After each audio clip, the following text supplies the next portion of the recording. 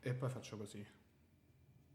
Ciao a tutti, ciao a tutti, benvenuti alla nuova puntata di Tintoria. L'ospite di questa puntata è Chiara Galeazzi. Piacere di conoscervi Oh, tutti. finalmente. Allora, io inizio la puntata dicendo sempre come ho conosciuto l'ospite. Noi ci siamo conosciuti nella sala autori, vedi già ho alzato troppi volumi che mi sta sfrizionando, di CCN, Comedy Central News. Secondo Sì. me noi ci siamo conosciuti Sì, ci siamo conosciuti lì. ed è un piacere che da lì siamo finiti qui in Tintoria, il primo podcast di comicità in Italia, e adesso parliamo del secondo podcast che parla di comicità in Italia. No, perché per chi non lo sapesse, You Fools, Chiara ha un podcast, io lo chiamo podcast, Sì, di sì. comicità su Radio Rahim, Rahim. che è una radio di jihadisti che sta a Milano. A Kabul, sì. Esatto, che finge di stare, cioè, è tipo la Radio Londra di Kabul, Esatto. cioè sta là, e infatti poi quando ha vinto Mahmood voi state là a felicissimi. stappare i Kalashnikov. Era uno di noi, che certo. il jihadista gay abbia vinto Sanremo.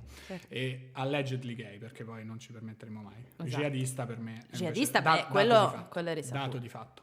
E quindi tu c'hai questo podcast che si chiama Spassolini, che a me piace molto, che per adesso sono uscite 4 puntate, sì. 4 puntate. Potete andarlo a vedere non su SoundCloud, ma su Mixcloud. Sì, quindi invito intanto tutti ad andare a sentire. E ti volevo chiedere un po' di cose su come ti trovi a fare sto podcast, che tu però adesso mi dicevi non si può dire podcast. Allora, tecnicamente non è un podcast, Okay. nel senso che allora la storia è più o meno questa. Io facevo già un programma Radio Rahim, che è un programma che prima facevo su Radio Onda d'Urto, che è una radio di Milano e Brescia, dedicato alla musica soul, in realtà, con un mio amico che è DJ, quindi si parlava di quello e si cazzeggiava essenzialmente. Si è spostato poi su Radio Rahim, e una volta lì, a un certo punto, Radio Rahim, da radio specificatamente musicale, quindi anche con pochissimi programmi parlati, il nostro era tipo Mosca Bianca lì dentro, hanno iniziato ad avere più programmi parlati, sempre un po' legati alla musica, poi sempre meno. Io a un certo punto ho detto, ma se facessi un programma sulla comicità, che ne dite? All'inizio c'era sempre la cosa di dire, oddio, però che canzoni metti, di che musica si parla. Io tipo, non parlerei di musica tecnicamente, Sì. scusate. Poi uscì un articolo che avevo scritto per Link sulle autrici comiche dentro le sale autori in America, perché era un grosso momento di cambiamento da quel punto di vista. E la persona che aveva iniziato a occuparsi più specificatamente dei programmi parlati, mi ha detto, figo, facciamo un programma sulla comicità. E io ho detto, ok, bella lì, posso mettere della musica a cazzo? Sì, bella, ok. Allora ho iniziato a farlo. Spassolini era il nome che doveva avere una rubrica su Vice, quando lavoravo da Vice e parlavo di comicità, ma non era stato accettato quel titolo lì, che però mi è rimasto sempre in testa, e quindi ho detto, ok, lo chiamo Spassolini.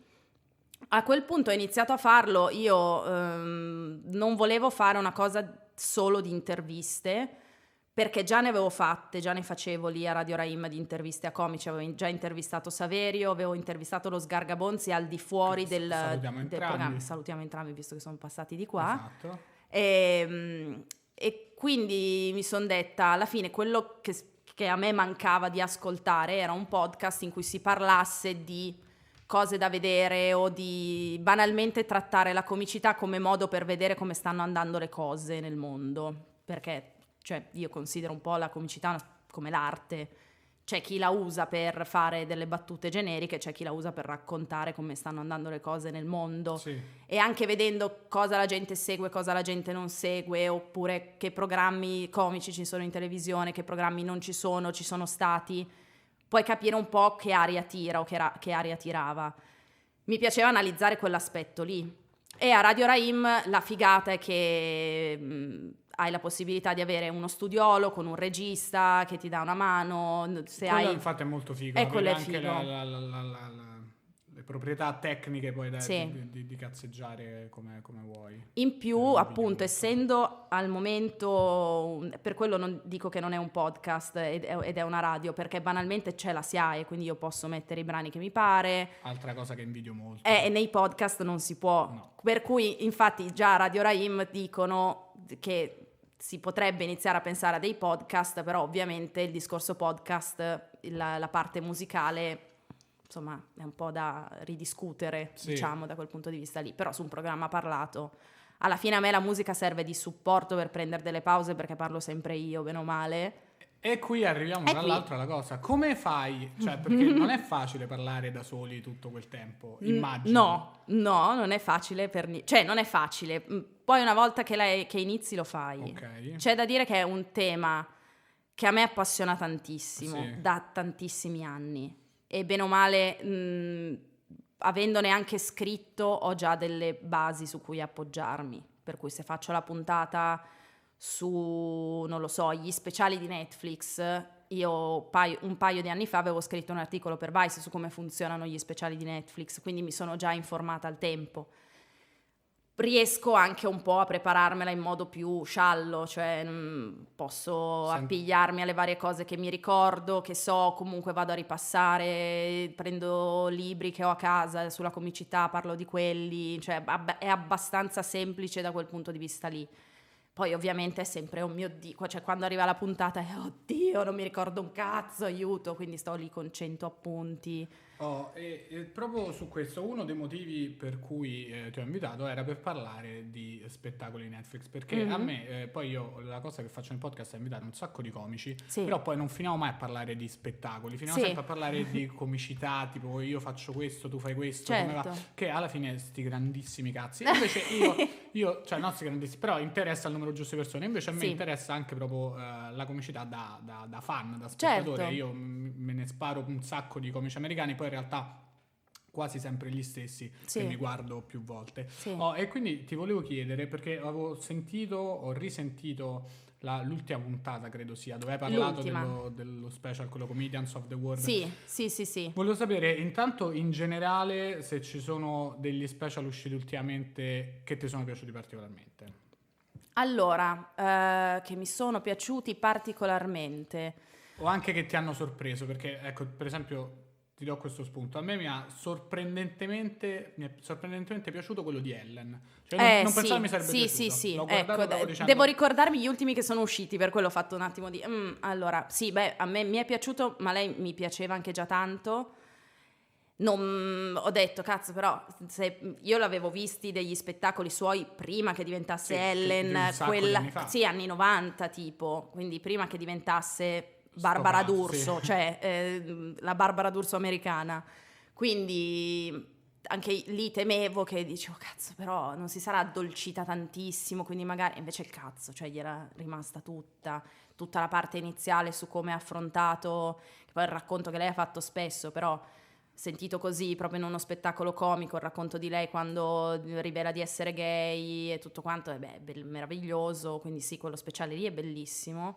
A me ha stupito tantissimo quello di Adam Sandler. Quello è incredibile. Io non sapevo niente di Adam Sandler al di fuori del fatto che fosse un buffone che faceva dei film, e mi piaceva anche abbastanza. Poi io non sono una super fan dei film comici, così strettamente comici, ma mi è piaciuto da morire. Sì. La canzone che lui canta sull'attore del Saturday Night Live che è morto. Ken Farley, no, Ken Farley. I'm talking about my boy. Chris Farley. Esatto. Io ho pianto.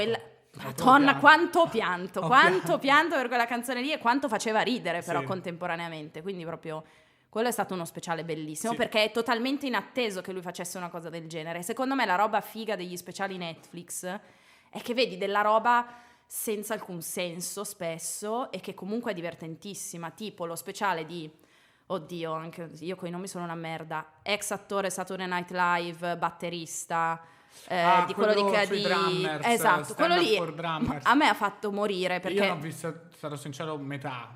a me ha poi ho fatto detto, morire vabbè. perché ho detto ma questo fa un'ora di spettacolo, cioè anzi ho fatto Netflix ha accettato di fare uno speciale, certo lui è un volto perché Sì. poi ha fatto Portlandia, tutte quelle robe lì, di fargli fare uno speciale di 1 ora e passa solo con batterie, in cui lui parla a un pubblico di batteristi e fa praticamente tutto il tempo imitazioni di batteristi Sì. o battute sulle batterie. È una bomba, comunque è una bomba. E è assurdo che Netflix faccia una cosa del genere. Sì.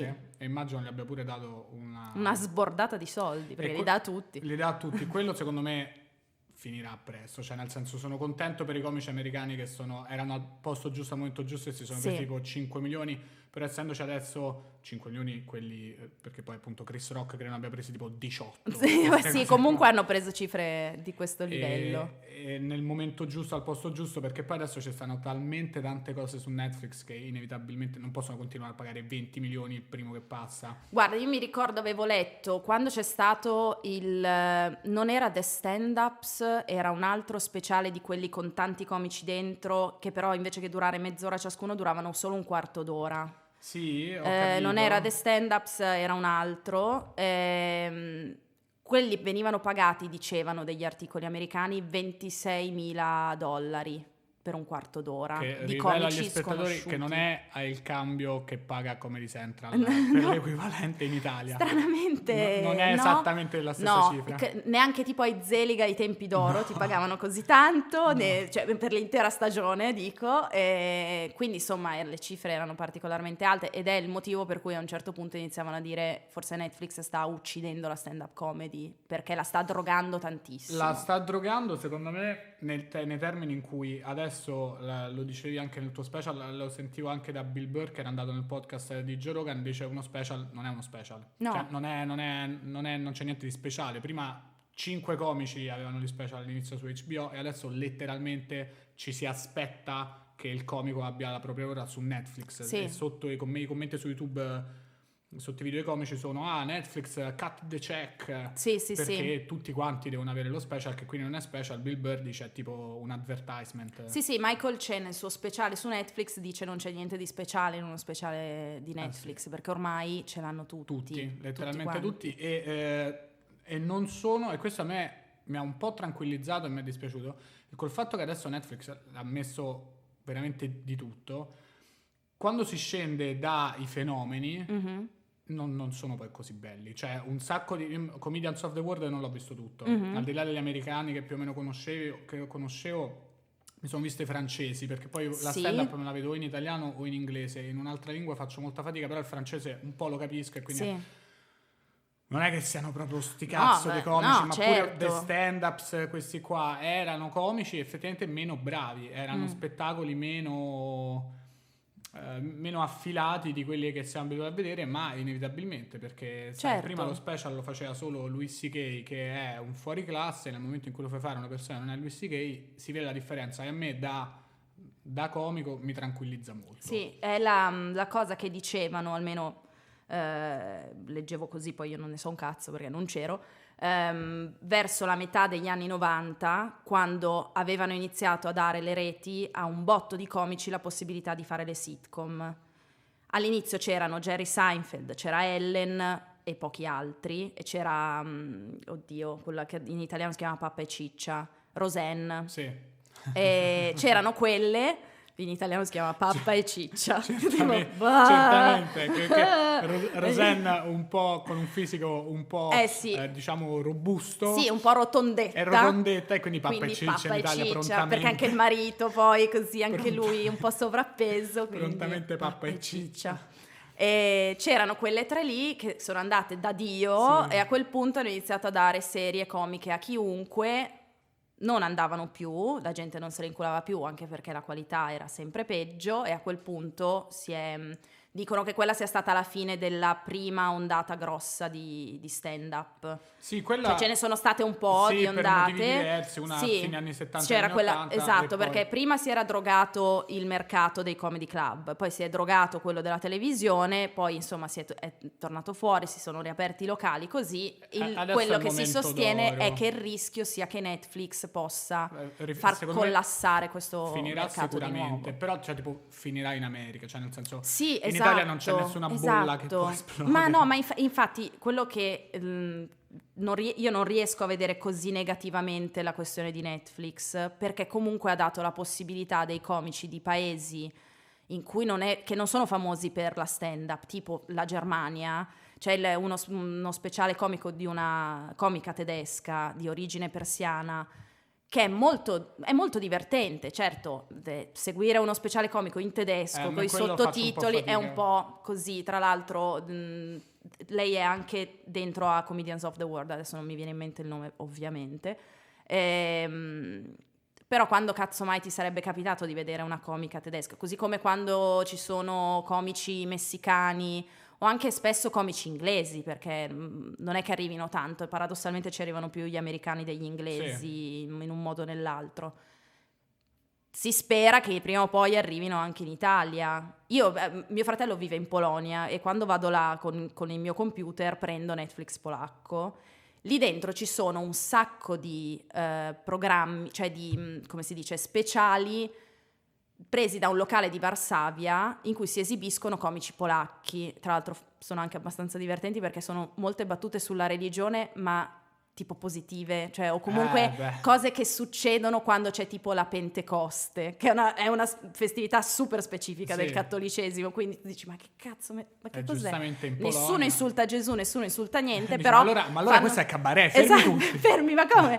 Però fanno le battute sul fatto che alla festa dei morti tutti si ubriacano di brutto in Polonia, così, e quando riesci a vedere queste cose, o banalmente quando dentro al tuo paese, dove tu non sai che esiste una scena del genere, fai vedere su Netflix che esiste, la gente inizia a dire ah cazzo vado a vedermela, oppure può non essere solo in inglese, posso farla anche nella mia lingua, quindi magari inizia più gente a farla, per cui per noi poverini arrivati adesso alla stand-up terzo mondo alla stand-up va benissimo. Va benissimo. In America gli esploderà questa bolla e sarà un problema. Però come gli è esplosa, gli si è poi risistemata in un qualche modo. Poi sentivo dei comici che appunto diceva che le varie fasi sono state molto strane. Poi queste sono le classiche cose che interessano veramente a poche persone. Però che vabbè, all'inizio c'è stata la prima diffusione e si sono creati tantissimi comedy club e quindi non c'erano abbastanza comici per comedy club e quindi proprio ti chiamavano a fare spettacoli in Arizona se avevi fatto stand up per un mese. Esatto. E poi tipo dopo 10 anni, pure di meno, questa cosa è finita e quindi ti chiamavano invece solo se tu portavi fuori il tuo pubblico. Esattamente. E poi è rinata con le serie TV che davano ai vari comici e poi è rifinita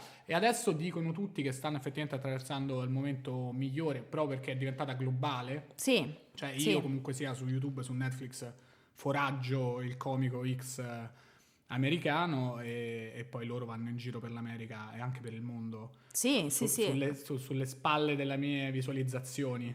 Con i miei soldi vanno, hai capito? Con i miei soldi, con i nostri soldi. Io, guarda, una cosa a cui penso sempre è che prima di pagare Netflix io non ho mai dato un euro a nessun comico in vita mia.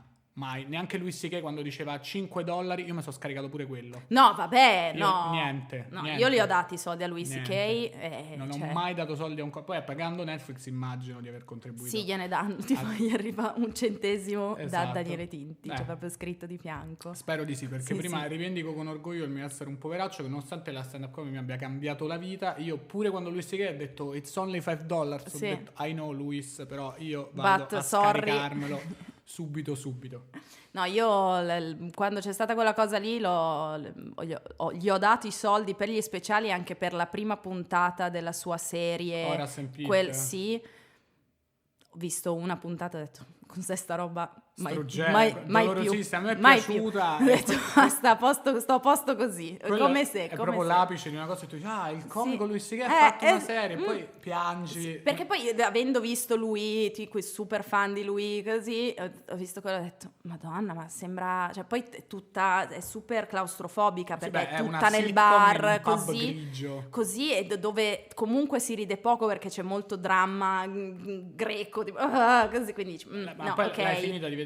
No, non ho visto la prima puntata, poi ho detto non so se voglio dare ancora soldi. C'è una puntata fosse che gratis. È tutto un dialogo tra lui e la sua ex moglie sul fatto che entrambi in momenti diversi si sono scopati la persona sbagliata distruggendo le rispettive relazioni e basta. 40 minuti loro seduti al tavolo che parlano di sta cosa perché io ho fatto così, stavo di merda, io adesso sto di merda e basta, e tu stai che male, esatto. Che male. E uno dice Louis C.K. il grande comico, non vedo l'ora di rallegrarmi la giornata e poi perché poi Louis C.K. già di suo è struggente.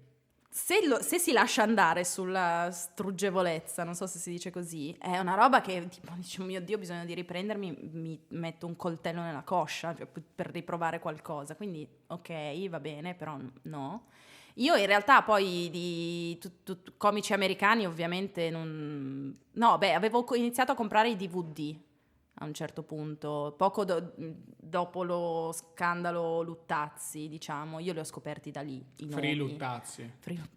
Vabbè. Beh, è già libero. Speriamo stia bene, Sta insomma, benissimo. speriamo sia Benissimo tranquillo. su internet. State benissimo su internet. Lì ho conosciuto proprio nomi e cognomi, no? Perché avevo visto il video dove venivano tutti citati, quindi mi sono detto segno tutti quanti così. Quindi avevo iniziato a comprare DVD tipo Richard Pryor, Eddie Izzard, il cofanetto di Eddie Izzard, che per me è tipo la cosa più divertente al mondo, è quella roba lì. Bello, spettacolo quello suo a San Francisco. Sì, no, vabbè, per Glorious.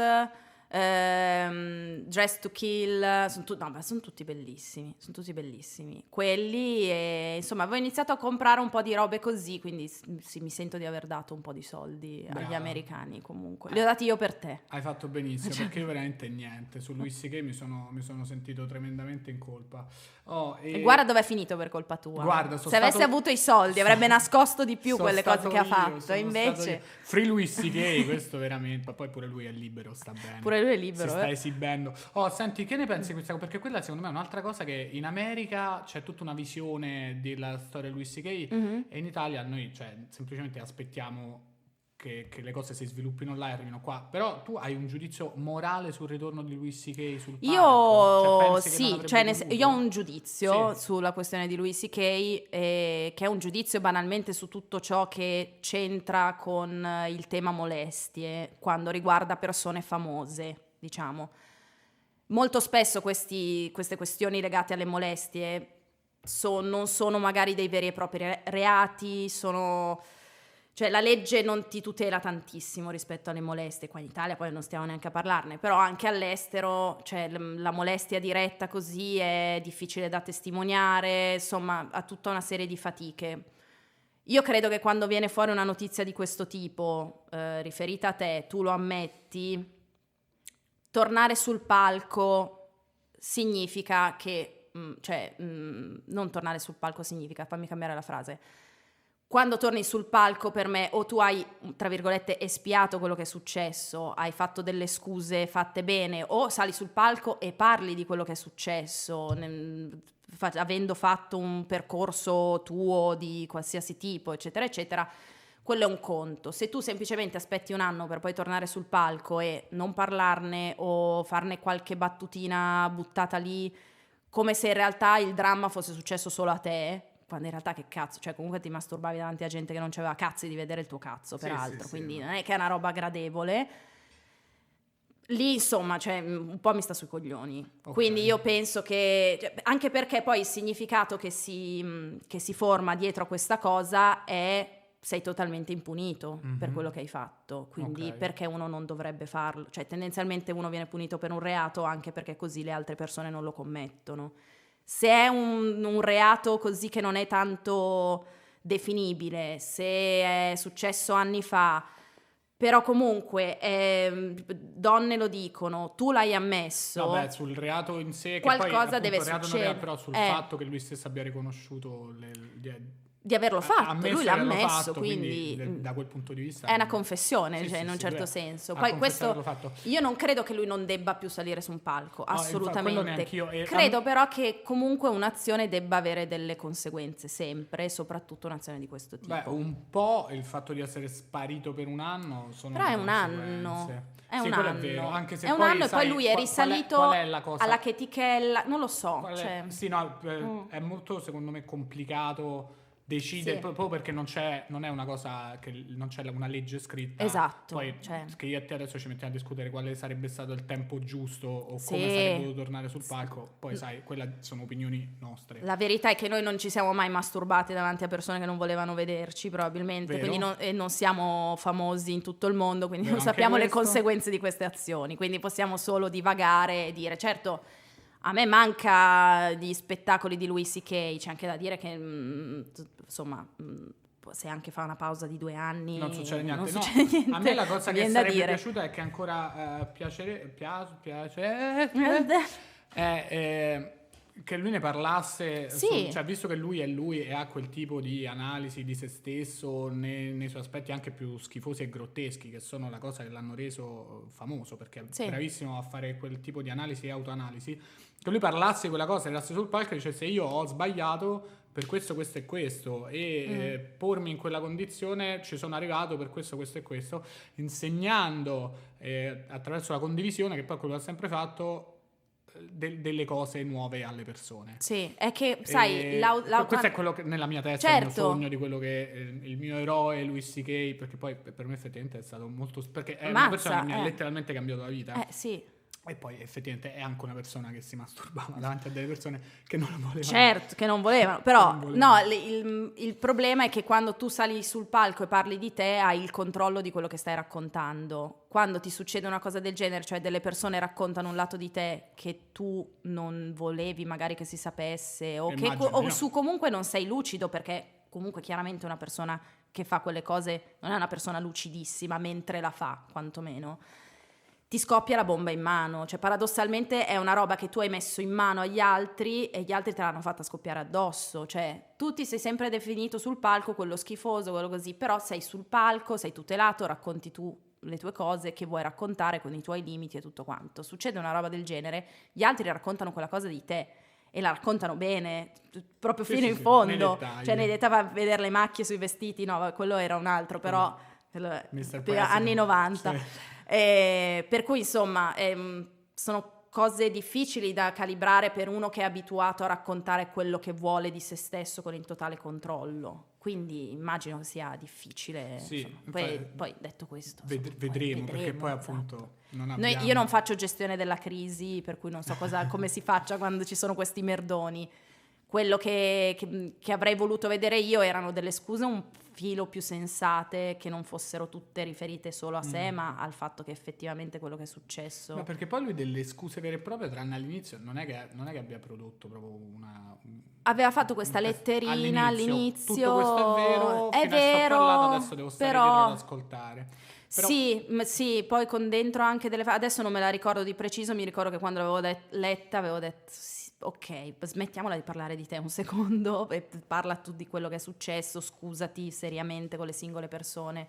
C'era stato il caso dell'autore di, non mi ricordo quale serie, l'inventore di Rick e Morty, sì, che era anche sceneggiatore di altre serie, che lui aveva iniziato a fare stalking a un'autrice con cui lavorava. Ah sì, e poi l'ha ammesso, ha detto proprio io ho fatto poi l'ho ammesso durissimo. E ha fatto delle scuse meravigliose, sì, tanto che lei ha detto, minchia, ok, sì, ti perdono, perché poi effettivamente la cosa era finita nel frattempo, cioè lui aveva smesso così, però lei aveva, cioè nel momento Me Too di rivelazione lei aveva detto a me è successa questa cosa, credo senza fare nomi, è stato proprio lui a dire ho fatto io questa cosa, mi dispiace perché so che ti ho bloccato la carriera, so che ti ho provocato dei traumi, eccetera eccetera eccetera, delle scuse molto fighe. Sì, l'ho lette. E lui ha continuato a fare Rick e Morty e tutto quanto, cioè esatto.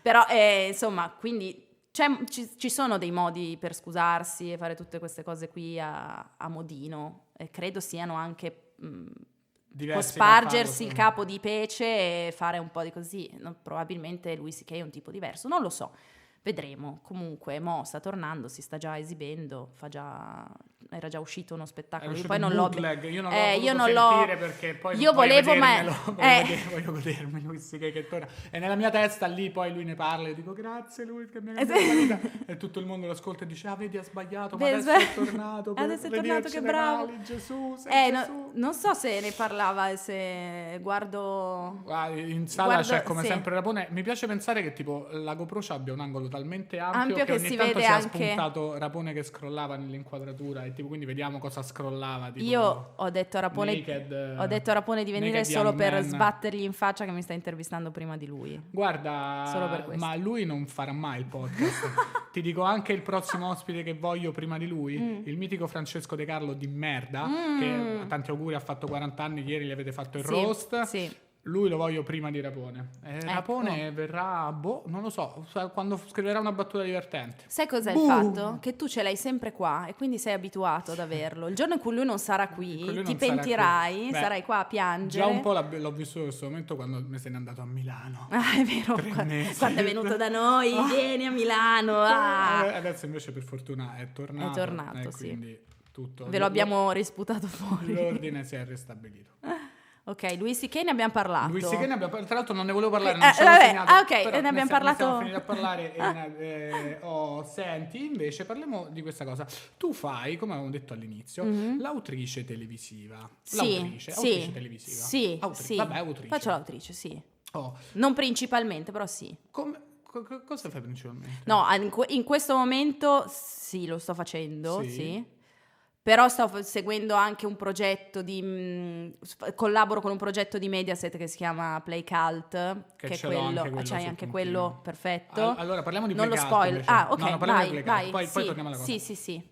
Non sapevo c'era dietro Play Cult. Sì. Mi sono imbattuto in Play Cult perché sul mio Facebook, come su quello di tutti gli italiani, a un certo punto è apparso Enzo Iacchetti abbronzato con la giacca bianca che urlava pippa di meno sul palco del Festival Bar. Sì. E io sono andato in visibilio. Sì. Non ci potevo credere, ho detto ma questo è il più grande momento della storia della televisione italiana. Sì. Poi sentendo il tuo podcast ho scoperto che c'è il tuo zampino insieme a quello di altre persone che state digitalizzando gli archivi Mediaset. Allora, Mediaset da un anno, credo, insomma da un po' di tempo sta mano a mano digitalizzando tutto l'archivio di videocassette e bobine, che non so su cosa si registrassero negli anni '80 i programmi, che hanno in questo bunker a temperatura giusta per conservarli e tutto quanto. Cioè è un progetto che sta andando avanti da un po' e a un certo punto si sono detti ok, mo che ce li abbiamo in digitale, che ci facciamo?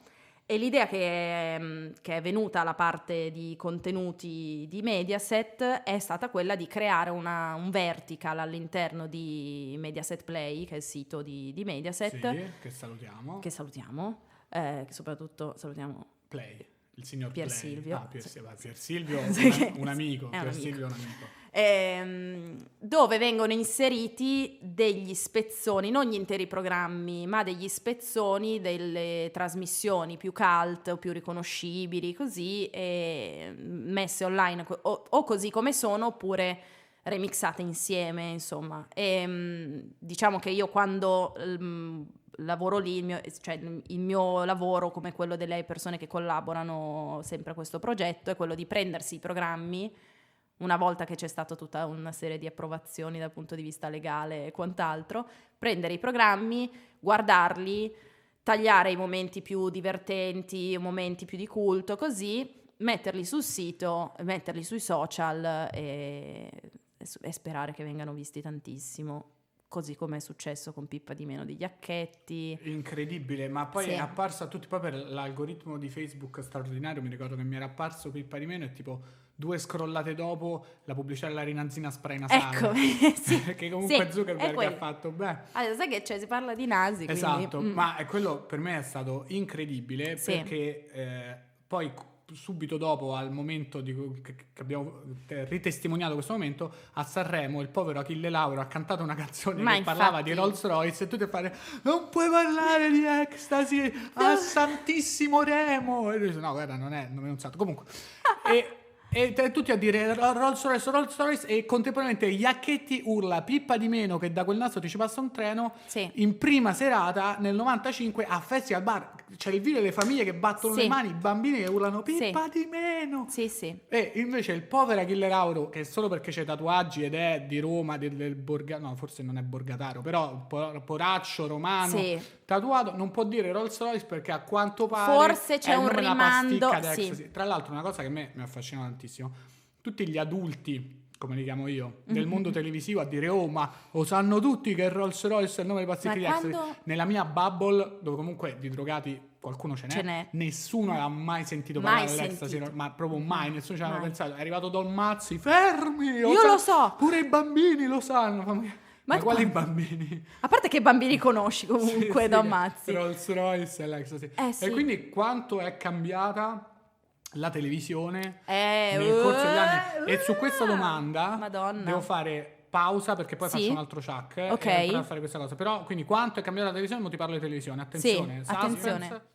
E siamo tornati da una pausa incredibile dove è successo di tutto, dove si diceva ma quanto cazzo è cambiata la televisione in Italia, e te lo volevo chiedere a te che stai con le mani in pasta dentro Mediaset Mamma Play, mia. che è Mediaset del passato, del presente e del futuro. Futuro, Quindi soprattutto futuro. dicevamo Iacchetti che cantava Pippa di meno, mentre adesso se Achille Lauro dice Rolls Royce, una vita così non si può fare. Però parlando anche con Stefano mi diceva che ti sei imbattuta in delle cose Ah, sì. allucinanti, che poi io ho questo problema qua, a casa mia la televisione non si vedeva, Ok. quindi comunque sia pure gli anni 90 che erano la seconda parte degli anni più pazzi della televisione Sì. italiana, secondo me dopo gli anni 80 che forse hanno proprio la Crazy. sfrizionata. Cray proprio, sì. Io comunque tutta quella parte non l'ho vista, però mi parlava per esempio, non so se se ne può parlare. Sì, vai tranquillo. Se è quello che gli ho detto, probabilmente sì. Non è la Rai. Sì. C'era questa cosa per cui le ballerine o attrici minorenni Sì. dopo una certa ora non potevano lavorare. Sì. Allora non è la Rai, per protestare contro questa cosa, Sì. hanno fatto fare, non so se uno stacchetto, una sfilata in cui alla fine le attrici in questione piangevano. C'è questa scena in cui, ultimo anno di Non è la Rai se non sbaglio, avevano fatto una legge per cui i minorenni potevano stare solo un'ora in televisione e Non è la Rai durava un'ora e mezza.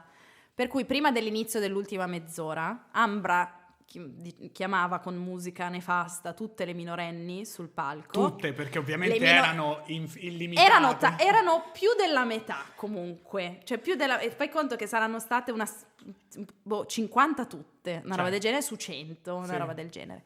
Quindi salgono su e per minorenni intendo dai 13 ai 17, soprattutto verso i 13, 14, 15, quindi vedi proprio veramente delle bambine. Che salgono sul palco piangendo, facendo finta di piangere, che fazzoletti, così, e Ambra che dice: ah, questa cosa è ingiusta, questa nuova legge che avete fatto, io chiedo al Presidente della Repubblica, al Presidente della Camera, del Senato, anche al Papa di darci una mano, perché queste bambine devono stare qua con noi e continuare a stare insieme a noi che non facciamo niente di male, invece adesso dovranno andare a casa perché devono andare a dormire, forse a studiare, delle robe senza senso. E quindi queste poi a un certo punto escono con Ambra che dice: andate, ci vediamo domani, e comunque è ingiusta questa cosa.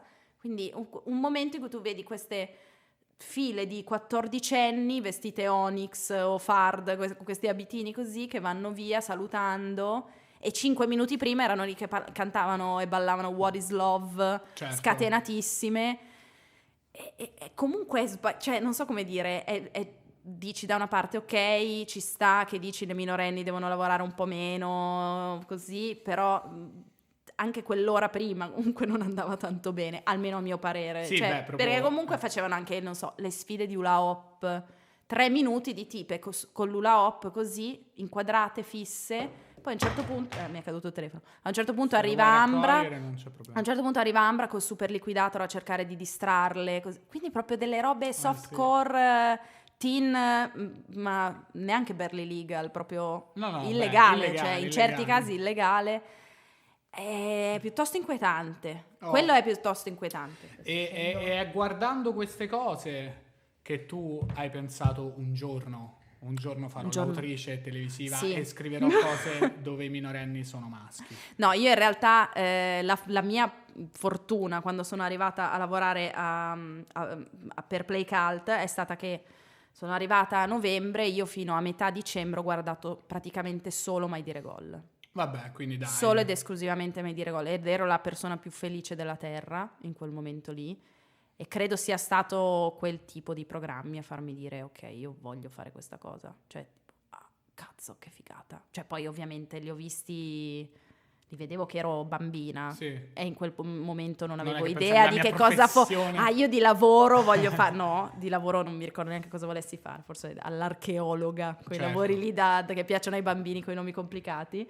Però sì, guardando quel genere di programmi. Tra l'altro una cosa figa che ho scoperto, insomma una roba strana che ho scoperto guardando questi vari programmi, adesso ho guardato tantissimo i Telegatti, tagliuzzati i Telegatti e tutto quanto, e i Telegatti partono dall'84 e nell'80 tipo 85, 86, 87 dirette ci sono i monologhi di Grillo e i monologhi di Gianfranco D'Angelo, ma che sono della roba, cioè ovviamente con i ritmi degli anni '80, quindi un po' più lenti, così, ma comunque erano delle batoste, degli schiaffi alla gente che c'era lì nel pubblico, incredibili, erano veramente fighi.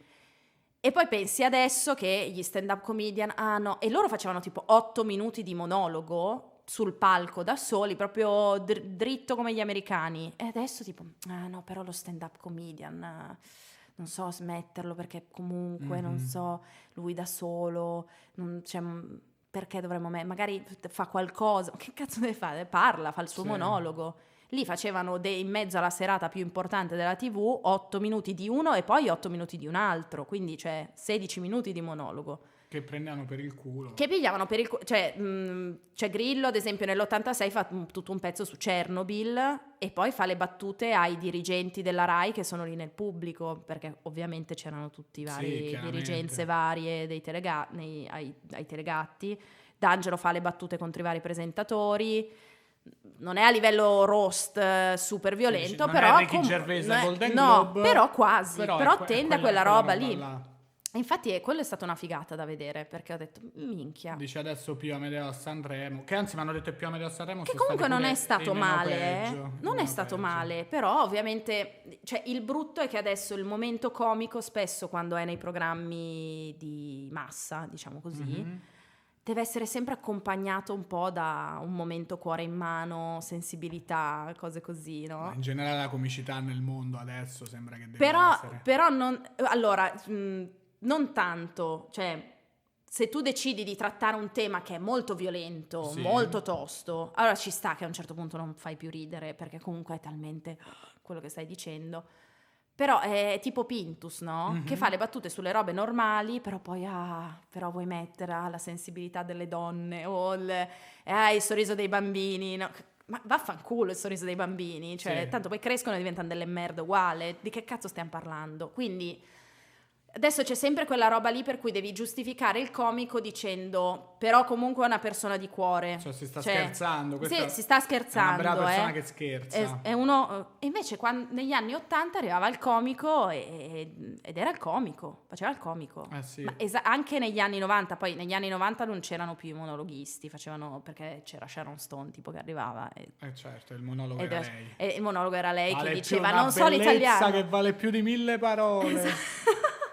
Esattamente, poi sempre ti piace l'Italia, ti piacciono i maschi italiani, tutte così. Agli uomini, ti piace l'Italia, ti piacciono le donne italiane, così, tutti uguali. Bravi! E invece negli anni '80, poi ovviamente mondo drive-in, c'erano tutte le robe del drive-in, però questa roba qua dei monologhisti che facevano i pezzoni lunghi di battute, anche un po' così, cioè cattive comunque contro la gente che era in sala, erano molto fighe. Questa roba qua non si fa più. Forse l'eredità sembrava averla raccolta Stefano Rapone in My Dire Talk, l'ultimo programma della Jalapas. Chissà, l'Italia credo l'abbia percepito. Sì, soprattutto le frange di estrema destra. Che Rapone esatto, è il Grillo però dell'estrema destra italiana. È lui che comunque Grillo già si avvicina. Però poi non è mai andato. Non è andato mai oltre. È proprio Stefano Rapone il volto dell'estrema destra italiana, che voglio dire, se potessi scegliere di essere un volto in questo momento, sceglierei di essere quello dell'estrema destra, che mi sembra che abbia davanti una prateria e sia già lanciata al galoppo. Deve solo non cadere da cavallo e più o meno la strada è ininterrotta. E dove c'è il pubblico lì? Dove c'è il pubblico? Sì, esatto. Dove ci sono anche i soldi, che sono poi la cosa a cui Rapone ha sempre ambito, la cosa più importante. Lo sappiamo tutti, si vede da come va in giro vestito. Senti, e invece hai fatto anche una cosa. No, ti volevo chiedere una cosa. Tu prima hai detto che avevi scritto una cosa su come è cambiato il mondo delle autrici donne in America nelle sale degli autori. Sì. E in Italia invece com'è essere un'autrice donna nelle sale degli autori? Allora, io in realtà l'unica sala autori che ho frequentato, cioè nel senso che mi ci sedevo dentro sempre, tutti i giorni, è quella di CCN. E quindi una merda. E quindi proprio agghiacciante. Quegli sciacalli. No, quindi figurati, cioè... Io ho avuto la fortuna una sera di essere abbastanza sbronza da chiedere a Saverio di poter scrivere per lui, per CCN, e lui era abbastanza sbronzo da dire sì. Quindi consiglio da lì, alle consiglio autrici di Italia, ubriacatevi. Consiglio è bere tantissimo. Alcolismo. Sì, anche e soprattutto quando iniziate a lavorare con autori, bevete tanto, perché poi loro così quando bevono tanto vi raccontano gli aneddoti degli altri programmi che hanno fatto, che di solito sono delle robe da spisciarsi, da morire.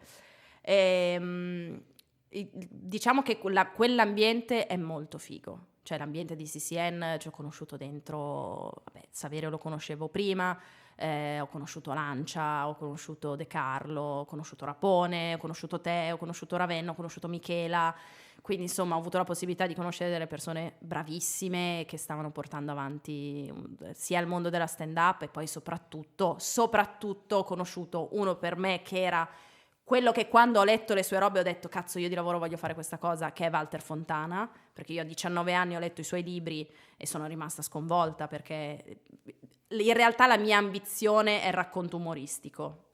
Poi non lo faccio, non lo scrivo, però è un altro. Però io quando a 19 anni ho letto David Sedaris e ho letto Walter Fontana, ho detto cazzo, questa è la roba veramente che voglio fare, questa è la roba che voglio scrivere, i racconti umoristici, i romanzi umoristici, questa è la roba più bella del mondo. E grazie a questo programma ho avuto la possibilità di conoscere lui e di conoscere Paolo Cananzi, che è non solo una delle persone migliori al mondo come essere umano, ma è anche un autore incredibile e soprattutto per il modo che ha di coordinare tutto quello che succede attorno a lui. E poi Stefano Santucci, che è una colonna della televisione italiana in generale, quindi sono stata molto fortunata anche perché Saverio è molto bravo a mettere insieme gruppi di lavoro, quindi è stato un modo per partire in questo ambiente molto figo. Poi gli altri lavori che ho fatto televisivi sono stati principalmente lavori da casa, per cui devi scrivere questi sketch, li fai da casa, devi provare quantomeno a scrivere questa serie, la fai da casa. Io poi ho lavorato, grazie a Stefano Santucci, a un quiz, devi scrivere le domande del quiz, quindi lo faccio da casa, cioè vado lì giusto perché voglio conoscere chi c'è, così. Non sono ambienti diversi. Quando mi è capitato di lavorare a una sketch comedy e sono andata a fare il colloquio, avevi davanti solo uomini e si sentiva l'ambiente dei soli uomini, quello vero, perché paradossalmente a CCN non era così spogliatoio, invece di sì.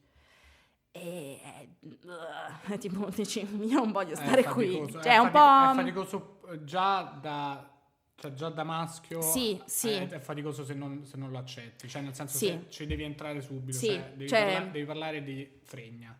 Sì, è quello, o fregna o calcio, no? Sì. Se no non sei lo sfigato nerd, sei quella roba lì. Che poi per carità ci piace a tutti parlare di fregna e di calcio, però al lavoro magari si può. Ma anche io posso parlare di fregna, ce l'ho, più titolata di me di per parlarne. Però effettivamente è faticoso già da uomo, quindi immagino. Sì, ma infatti poi neanche male, però sono anche altri autori che ti dicono che effettivamente ci sono degli ambienti autoriali che sono respingenti. Sì, no, a me è stato detto, io ho la mia esperienza autoriale è estremamente limitata, però mi è stato detto da amici maschi che fanno gli autori che effettivamente poi si arriva a un certo punto in cui questa scopata e te la dico vabbè, buona a sapersi. Sì, no, poi per fortuna prima di iniziare a lavorare un po' di più nell'ambito televisivo ho lavorato nell'ambito dell'editoria indipendente. La mitica editore indipendente che salutiamo. Caramente. Ecco, se dovessi scegliere che volto essere, non vorrei essere il volto dell'editoria indipendente che invece ha un cavallo zoppo su una prateria minata. Madonna. Però li salutiamo e li abbracciamo tutti. Sì, fortissimo, sì. Mamma mia, perché non comunque mollare. È una resistenza. Non devono mollare. No, però lì dentro quel tipo di ambiente lì, appunto locker room talk, tutte quelle cose lì me ne sono beccate di brutto e me ne sono beccate in fasce d'età il più ampio possibile, dal trentenne neanche ringalluzzito dalle serate al sessantenne che ha fatto i soldi negli anni '80 e decide di fare un giornale, cioè lì dentro è uguale, quindi quantomeno insomma nell'ambito dell'editoria puoi fare la redattrice, puoi scrivere gli articoli, tutto quanto, ci sono dei gruppi di lavoro invece in cui è difficile effettivamente entrare o comunque c'è un po' di ostilità Io quando sono entrata a lavorare per una serie comica, la cosa che mi era stato detto è: sei stata chiamata perché sei tipa. E questa frase da una parte ti fa dire wow, ho trovato un posto di lavoro perché avevano bisogno di una tipa, dall'altra è non vengo valutata per quello che faccio, vengo valutata per il fatto che sono tipa. Quindi qualunque altra tipa può sostituirmi. E questo è il tipo di meccanismo che ti mettono in testa, cioè che ti entra in testa nel momento in cui esiste solo un posto per una donna ed è il posto della donna. Ok. Perché a quel punto tu dici, se ne arriva un'altra è perché io sto per saltare.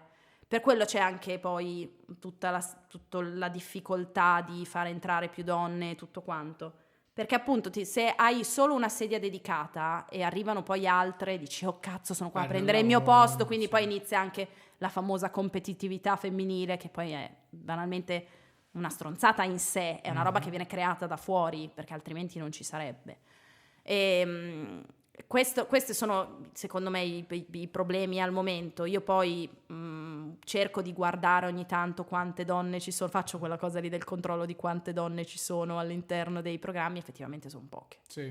Sono poche. Ma secondo te è anche perché ci sono meno donne che provano a fare questo determinato Allora, lavoro? in generale sì. Cioè, banalmente, perché io In generale sì. non metto assolutamente in dubbio, non conoscendo questo Sì. mondo, le cose che mi hai detto, però penso anche che un po' ci sia questa cosa. Cioè, che Sì, effettivamente sì, sono sì. più uomini che provano a fare determinati lavori di altri. Beh, ti basta vedere il giro della stand-up. Sì, per esempio. In un certo senso, allora, non è così rappresentativo, non è che vale per tutti, non è No. veramente non può essere usato come tipo la teca di insetti per capire come funziona il mondo della riproduzione quelli che vogliono animale. fare comicità non sono esattamente il dato demografico sì. più attendibile, però effettivamente è quello. Io credo che anche più che altro l'ho visto leggendo un po' di cose su come andava in America e tutto quanto. Sicuramente c'è stato un problema alla base, nel senso che la simpatia o il valore umoristico non viene premiato su una donna, o quantomeno non viene mai detta la frase dovresti fare Zelig, no? Sai quando c'è quello simpatico e dice sai che tu dovresti fare Zelig. Io non l'ho mai sentito dire a una donna. A una donna che già che non facesse ridere sì, o sì, che sì. già non facesse la comica, appunto. È vero. E non viene mai premiata come una specie di valore su cui tu potresti anche a livello proprio umano, relazionale, sì. one on one, cioè sì. gli uomini non considerano la simpatia nelle donne allo stesso livello di quel che le donne considerano gli uomini, per esempio. Sì, assolutamente. Anzi, gli uomini a volte sono anche un po' intimoriti dalle donne simpatiche. Non intimoriti, forse è una parola grossa. No, sì. Però non è proprio una cosa che io viene credo cercata. che non credo che siano intimoriti, nel senso che non credo la percepiscano neanche. Quando anche è palese. È proprio ok, stai facendo un discorso, stai usando un linguaggio che io non ho intenzione di ascoltare. È un po' come quando tipo vedi un gruppo di donne che parlano di problemi quotidiani loro, che possono essere il ciclo o il depilarsi, che cazzo ne so. Tu passi da uomo, che cazzo te ne frega, sì. Cioè ci sta, è legittimo. Passi da uomo eterosessuale, perché poi c'è tutto un altro mondo di apertura invece degli uomini omosessuali che questi discorsi li ascoltano, partecipano anche fornendo dei consigli enormi sulla depilazione. Tu passi e tipo dici ok, non mi interessa. Molto spesso questo stesso tipo di atteggiamento viene fatto quando una donna fa ridere, cioè fai una battuta e tipo non mi interessa, questo non mi interessa. Quando la metti insieme alla depilazione questa battuta, okay. non me ne frega un cazzo. Per questo motivo poi in realtà le donne fanno molto più ridere, fanno molte battute quando sono solo tra donne. Io quando mi è stato posto il problema delle donne che non fanno ridere perché ero entrata iniziavo a entrare a far parte di quel mondo lì, per me era una domanda che non aveva alcun senso, perché essendo stata io sempre in mezzo a tipe continuamente da quando sono piccola, è un miracolo se sono eterosessuale praticamente, perché sono sempre stata in mezzo a tipe.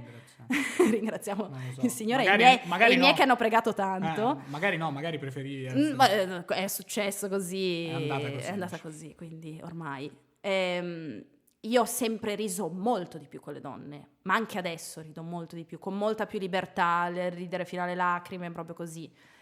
Quindi è una domanda assurda per me quella, però capisco perché venga fatta la domanda e capisco anche chi la fa. Sono tendenzialmente degli uomini che non sono interessati a quello, ma è legittimo. È legittimo che uno non abbia voglia di sentire, non abbia voglia, non abbia interesse e banalmente non abbia le basi per capire quelle battute. Se io sento delle battute sul calcio, A, non me ne frega un cazzo, perché è proprio un tema di cui non me ne frega un cazzo. B, non le capirei neanche, perché non conosco i nomi dei giocatori, non conosco le faide tra le varie squadre, non mi interessano. Credo che la stessa cosa capiti dall'altra parte. Se io inizio a fare delle battute sul ciclo, a un uomo tendenzialmente non ha le basi, magari non gli interessa neanche, ed è legittimo che non gli interessi, però questo non significa che chi hai davanti non faccia ridere. Cioè, a mai dire gol facevano le battute sul calcio, a me non me ne fregava niente. Le imitazioni di Cordoba, di Teocoli, erano delle cose super specifiche sul calcio e io tipo ridevo del contesto, ma non capivo quello che c'era dentro.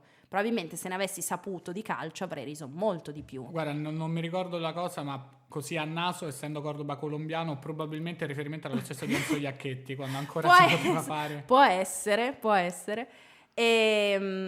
Però io non dirò mai Teocoli non fa ridere, mai dire gol non fa ridere. Non lo dirò mai in modo assoluto. E invece l'atteggiamento contrario esiste. Per cui se tu ti senti dire e hai come dire, l'ambiente intorno a te che ti dice tu in quanto donna non fai ridere, a quel punto perché dovresti sforzarti di farne ridere? Cioè o hai veramente la cazzo. Io credo che le ragazze che salgono sul palco a fare stand up siano pazze.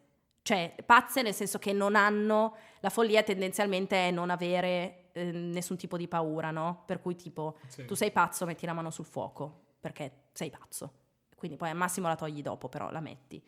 E per me sono quella cosa lì, cioè perché è tipo, oddio, stai affrontando una roba in cui fino a poco tempo fa eravate tutte incapaci di fare quella cosa lì. Poi ovvio, non è vero, non è così vera questa cosa, perché di attrici comiche ce ne sono state tante, di monologhiste ce ne sono state tante, però era un monologo diverso, era un approccio diverso, era molto anche soft nella scelta degli argomenti, quindi poi quando diventa più reale, più, come dire, verace la cosa,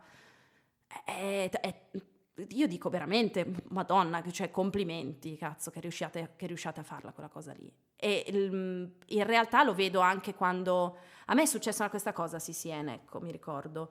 Era venuta un'attrice a fare un ruolo in una puntata, perché doveva recitare tipo in uno sketch, ed era una che aveva un po' di esperienza di programmi. Io ero nella sala autori, lei è entrata, abbiamo parlato un po' della parte che doveva fare, poi è uscita, è andata a fare le prove e tutto quanto. Il giorno dopo io la becco in albergo e lei mi dice: sai che io ti ho visto in sala autori e pensavo che fossi una della produzione, perché io non ho mai visto donne in una sala autori. E io lì è tipo, ok, grazie mille, però è una roba tosta da sentirsi dire robe di questo tipo, perché dici, no, forse non è il mio posto, forse non è il mio posto questo, Cioè devi stare sempre concentrata e dirti no, devi farlo. E il problema è anche che tu poi hai davanti uno che magari, cioè che fa il tuo stesso lavoro, è un bravo quanto te, però non c'ha questi problemi, certo. Non ha questi problemi e non ha bisogno di dimostrare più di quello che già dimostra, mentre se sei donna in molti casi può succedere che ti venga richiesto molto più di quello che tu dovresti per il tuo ruolo fare e che magari sei in grado di fare, e quindi dici cazzo, e poi vedi che non è riuscita a fare quella cosa, vedi che non è riuscita a fare questa. Insomma, poi questo è un discorso generale che prende anche frasi di altre autrici appunto americane che hanno parlato di questi problemi, tipo autrici che erano dentro al Letterman. Dentro al Letterman ci sono state quanti sono? 30 anni che c'è stato? 8 autrici donne, 8. Sono poche. Sono poche. Ci sono dei late show che non hanno mai avuto donne. Quindi insomma Tipo una di queste autrici del Letterman raccontava che lei è stata solo un anno perché non tollerava più il fatto che gli altri autori avessero iniziato a pensare che lei e Letterman avessero una relazione semplicemente perché Letterman le parlava. E questa è una cosa classica che succede, cioè a me hanno chiesto se mi ero scopata la persona che aveva fatto il mio nome per andare a lavorare, cioè ovviamente in battuta e tutto quanto, però è la prima cosa che ti viene in mente, ma porca puttana, cioè aiuto. Quindi insomma non tutti gli ambienti sono così. Io non dico che ci sia lo stigma della donna per cui lei non può venire, prendiamo uno che è più scarso, però piuttosto che avere la tipa, no. Non credo in questa cosa qui. Non penso. Ma magari sì, però insomma non penso sia questo il caso. Non credo, cioè io non credo generale. di essermi trovata in situazioni, non credo di aver mandato delle battute e che non siano state scelte a favore di altri perché io ero donna.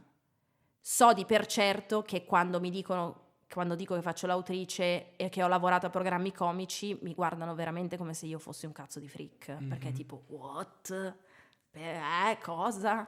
Ed è tipo, ok, forse non è il mio posto, perché poi dall'altra parte c'è tutto un problema di scarsa autostima che è qua, tipo. È questo. Però vabbè, allora, questo forse i genitori non hanno pregato abbastanza. Non hanno pregato abbastanza, almeno eterosessuale, poi per il resto sì, esatto, l'autostima allora, te la trovi te, paghi la tua terapeuta come diceva e basta. Ezio Greggio, pippa di più. No, Iacchetti. No, questo è Greggio, ha fatto la versione di Ezio Greggio che cantava a Monte Carlo, la canta.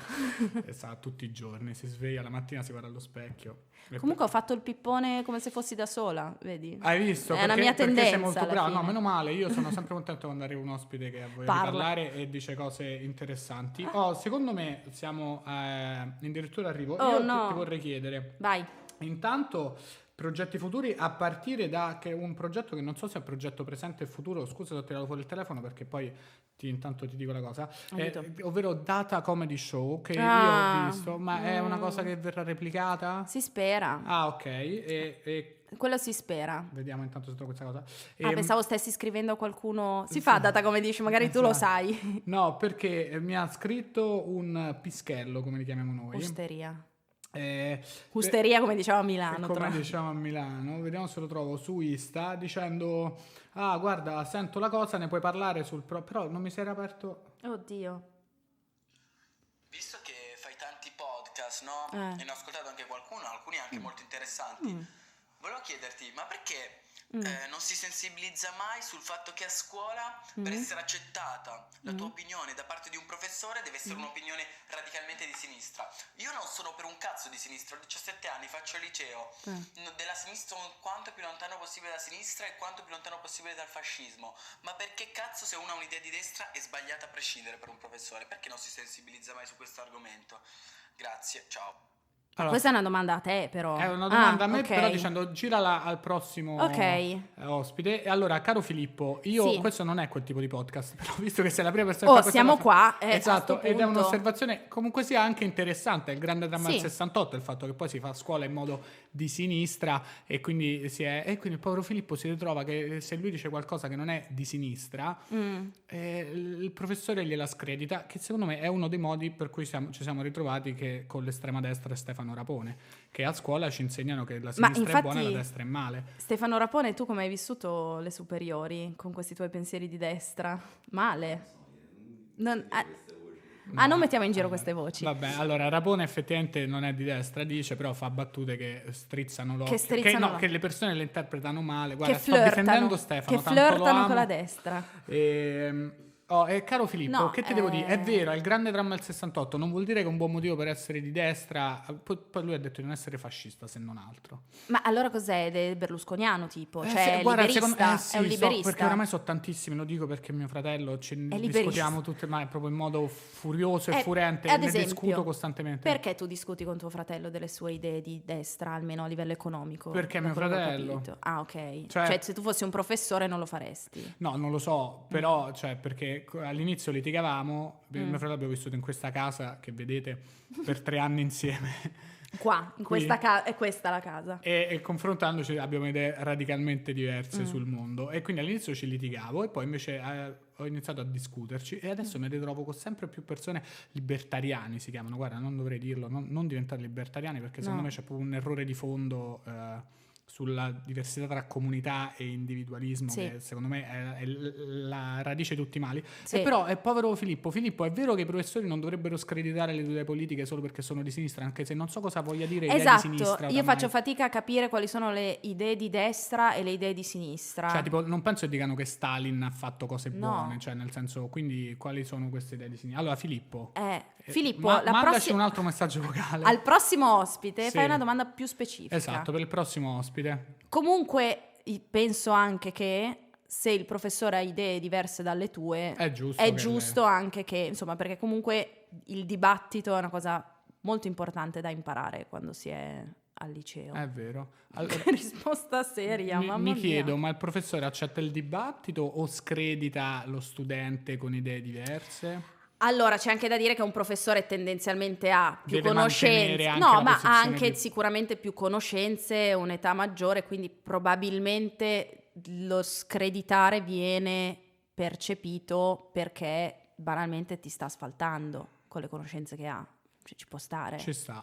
Allora, però poi magari è veramente uno stronzo il tuo prof, ce essere. Ne sono, quindi... Posso dire una cosa, sono molto contento che abbiamo risposto a Filippo, anzi se iniziassero a mandarmi domande per il segmento finale, sparo 3-4 vocaloni, un vocale di Instagram che io ancora non riesco a mandare. Si è sentito benissimo, si è sentito molto bene. Meno male. E quindi d'ora in poi agli ospiti abbiamo inaugurato anche questa rubrica che è Vocaloni da casa. Vocaloni del cuore. Esatto, Vocaloni del cuore. Adesso tornando, forse questo lo devo mettere alla fine. Beh, è stato un bel momento. Data Comedy Show o in generale progetti futuri, se hai delle plugs da comunicare, dove possono trovarti i nostri ascoltatori, dove possono vederti? Ma vedermi... Che like ti possono mettere? Allora, potete mettere i like sui miei social, sul mio Instagram. Vai, qual è il tuo Instagram?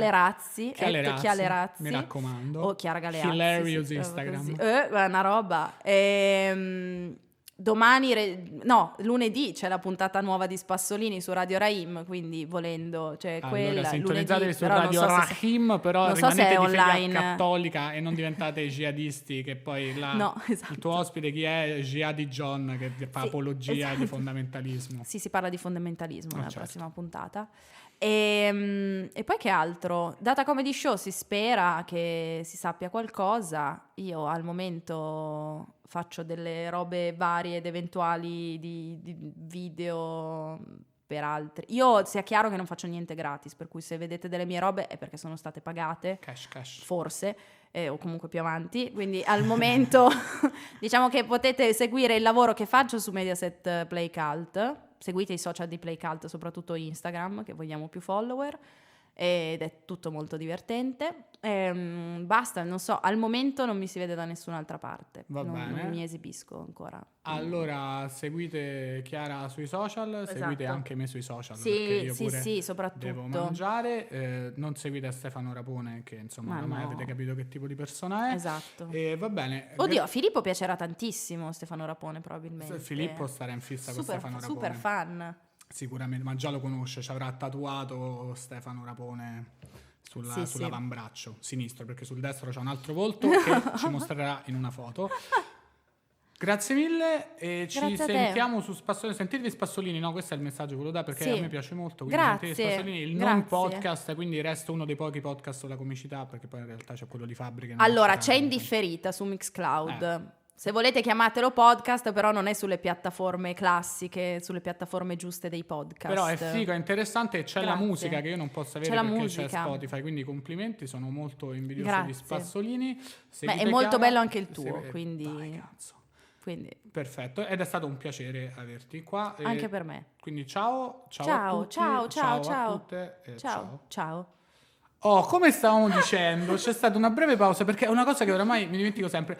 E io ho stoppato tutto e poi tu mi hai detto non abbiamo neanche parlato di droga. È vero, non abbiamo parlato di droga. E invece Tintoria, il fil rouge di Tintoria è la cazzo di droga. Prima abbiamo parlato pure di ecstasy. Prima era dato pure una botta di cocaina. Sì, cioè nel senso, sì. E noi a cantare la canzone degli Iacchetti. Esatto. Stefano, pippa di meno. Che da quel naso ti ci passa un treno. Che cazzo.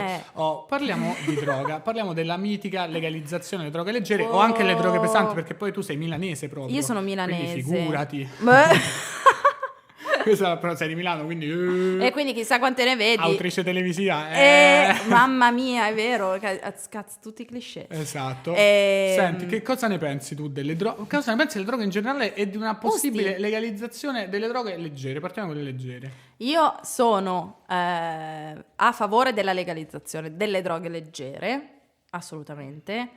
Sono a favore perché in realtà è un po' così, forse un controsenso, però perché sono a favore del controllo del consumo.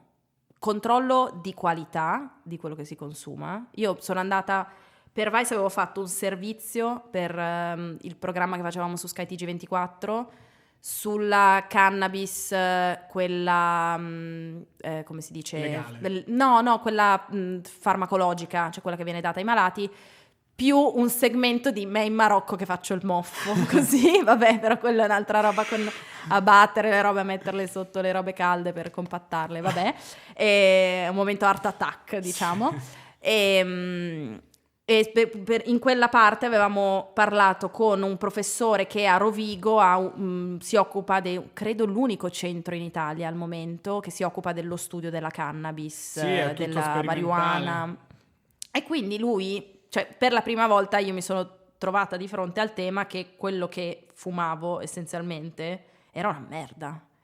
E questa cosa io l'avevo percepita una volta che ero andata ad Amsterdam e avevo fumato cannabis, che lì era legale, e tu andavi dal tipo e dicevi, sai, vorrei farmi una risatina, niente di che, e ti dava esattamente la roba che ti avrebbe dato quell'effetto. Quello per me è il consumo bello di una sostanza, cioè che tu vai, sei tutelato, sai che la sostanza non è, come dire, ibridata con la merda, che puoi scegliere quale tipo di effetto vuoi avere, esattamente come con l'alcol. Cioè, voglio sfasciarmi, mi bevo 3 gin tonic, sì, e poi 2 tequile. Questo non dovrebbe essere l'atteggiamento con cui uno si avvicina alle sostanze. A nessuna sostanza. Sia chiaro, a nessuna sostanza. Però voglio rilassarmi dopo una giornata di lavoro, mi bevo un bicchiere di vino rosso. E mi ricordo che questo professore a Rovigo ci aveva fatto il paragone, aveva detto, questa qua è cannabis che ha il 20% di... Sì. No, il 15% era una percentuale abbastanza bassa.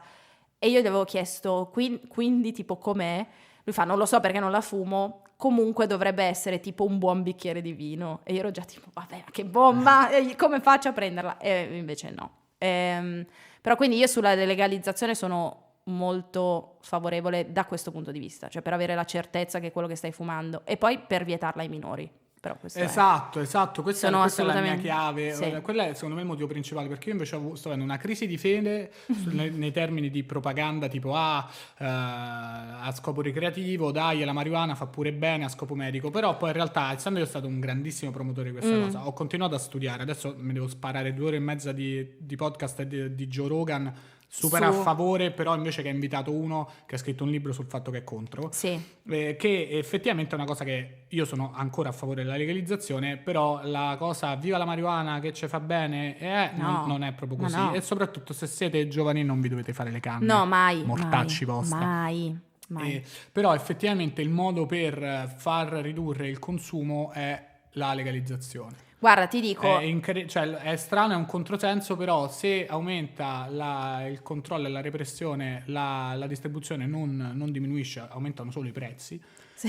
C'ho scritto la tesi, quello che cambia è solo che c'è più fattori di rischio e quindi gli spacciatori aumentano i prezzi ma i consumatori restano uguali. Sì. E invece il modo è legalizzare e poi piano piano aumentare i prezzi, come hanno fatto con le sigarette, come fanno con le sigarette in Italia, che so che non sembra perché sembra che fumiamo tutti, però il numero di fumatori è ridotto meno. E tipo in America i consumatori di sigarette quasi non ci sono, sì. Però proprio gli americani che hanno legalizzato, bravi e buoni, si stanno a sfrantumare, perché loro tipo come tutte le cose le fanno all'estremo, quindi adesso Sì. fanno c'è questa cosa col 50% di THC, che tu ti fumi 2 di quella e dici allora fate l'eroina, cioè nel senso sì, è uguale. esatto. Cioè, secondo me il bello della legalizzazione è che sicuramente laicizza l'approccio verso quell'erba, che è giusto da avere, perché ad esempio tutto quello che è venuto fuori adesso che si può parlare di CBD, cioè tutto l'aspetto tra virgolette erboristico, fitoterapico di quell'erba è ottimo, cioè nel senso è bello che venga fuori che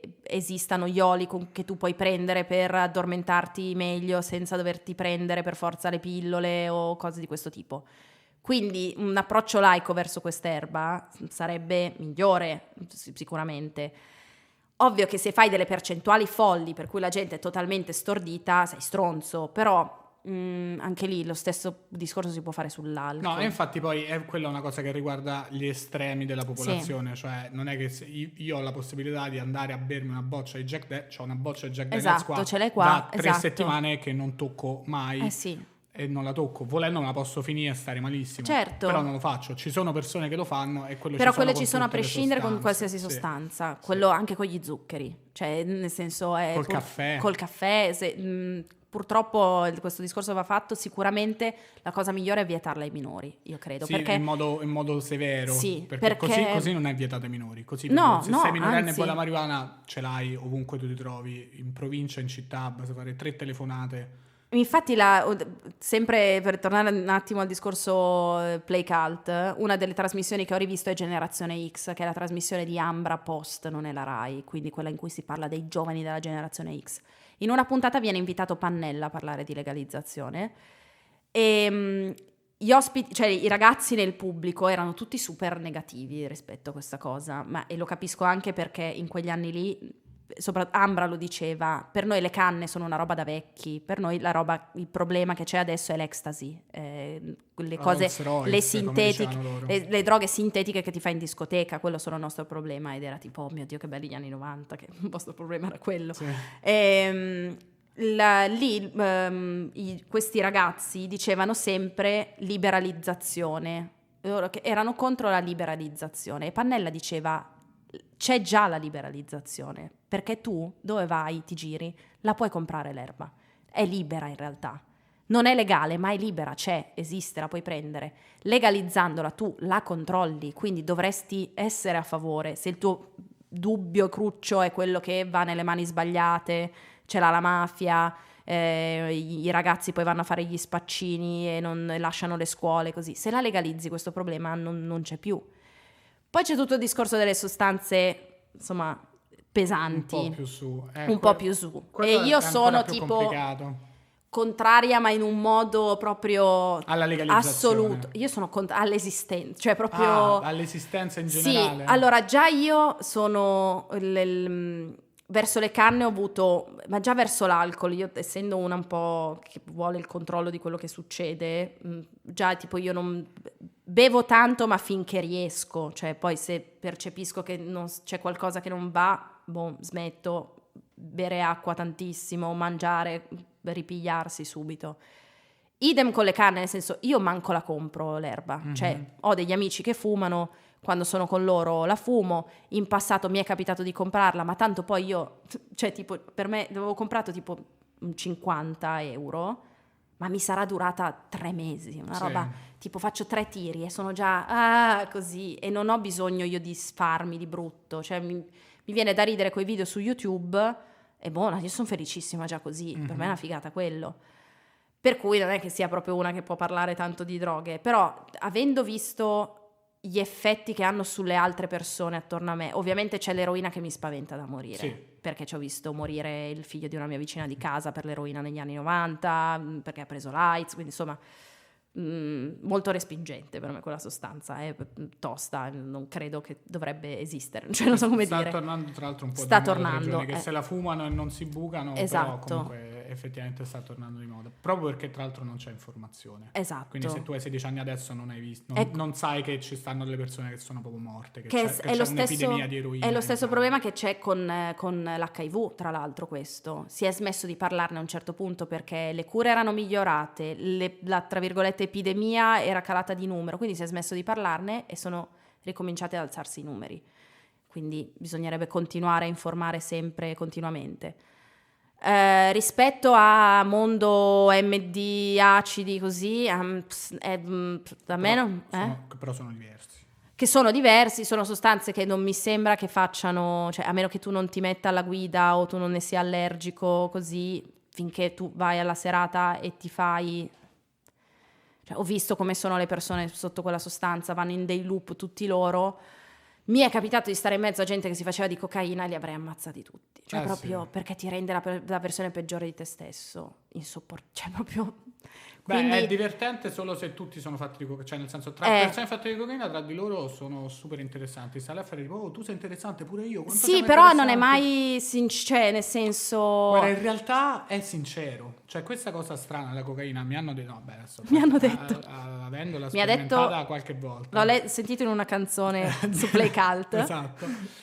Che in realtà non si dicono molte cazzate, cioè sei molto sincero, molto diretto e molto sincero con la cocaina, e effettivamente tra persone fatte di cocaina la conversazione può essere non è necessariamente interessante, certo. però può essere interessante perché è molto diretta, va dritta al punto, è molto aperta, molto schietta, che secondo me è uno dei motivi per cui piace. Perché però la percezione da fuori è che in sicurezza. realtà state dicendo delle da cose... fuori è una rottura di coglioni, perché ovviamente mi è capitato molte più volte di stare fuori da una conversazione di persone fatte sì. noi, e da fuori è una rottura di cazzo. È che allora, io capisco il consumo anni 80, tipo quello energizzante, sì. perché i ritmi di lavoro, quella roba da milanese, capisco quello. Certo, quello cioè giusto. se è per diventare iperperformante va business. bene, cioè se è per fatturare va bene, sì, va bene chiaro, tutto, giusto. va bene tutto.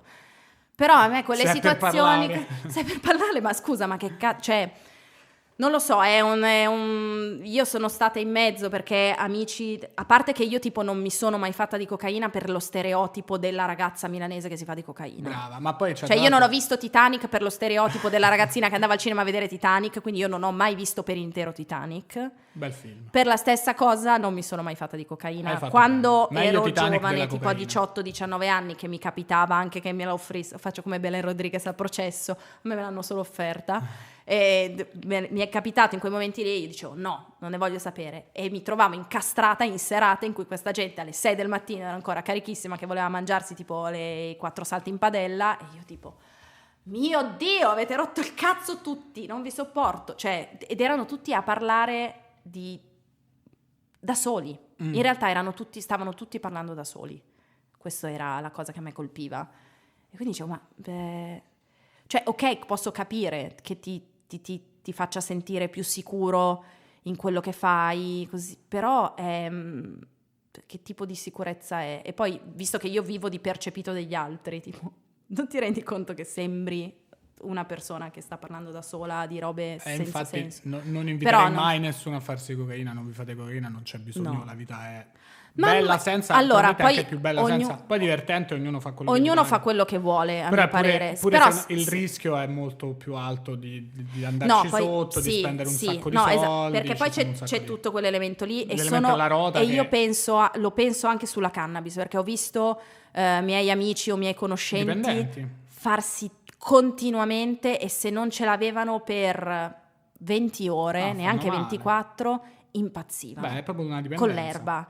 Cioè diventavano agitatissimi, super aggressivi, che diceva madonna, cioè quindi meno male, fuma, ti prego fuma, perché stai diventando troppo aggressivo. E quindi quello vale per qualsiasi sostanza, ma esattamente come l'alcol, cioè persone che hanno avuto problemi con l'alcol. Sì, quello è strano. Io ne ho avuto a che fare per magari genitori di miei amici che avevano avuto problemi con l'alcol, così.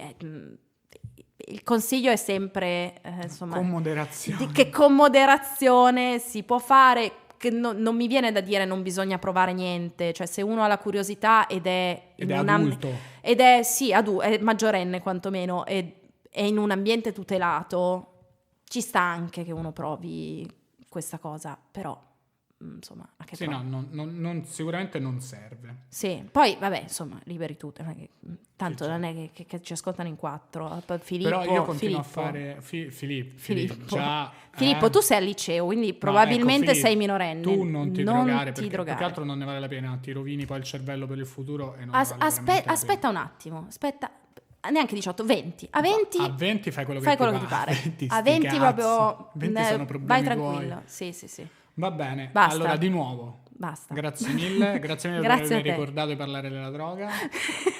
Ci tenevo tantissimo, io ero arrivata Perché io pronta. non ci penso mai. Mai. Ecco, Oddio, sta esplodendo tutto. fatalmente in questo istante Oh, è finita no. la Vabbè. batteria della GoPro, quindi Ah, così, ma fa un perfetto. fischio e finisce. Fa un fischio e finisce. Ah. Questo vuol dire che il podcast è È ufficialmente finito. finito. Di nuovo, Spassolini e Tintoria, Chiale Razzi Razzi, su Daniele Instagram. Tinti. Sì, Tu- io.